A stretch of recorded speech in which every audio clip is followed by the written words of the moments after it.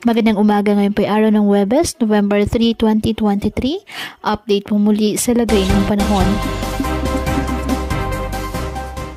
Ayon sa Pag-asa, share line ang nakakaapekto ngayon sa northern and eastern section ng northern Luzon.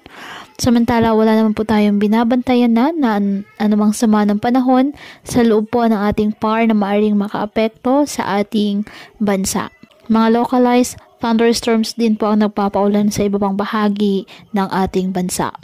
Ngayong araw, dahil po sa share line na sana maulap na halangitan na may kalat-kalat na pag-ulan at thunderstorms sa Ilocos Norte, Apayao, Cagayan at Isabela.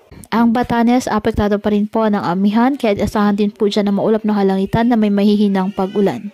Ang Metro Manila at nalalabing bahagi ng bansa, apektado po ng mga localized thunderstorms.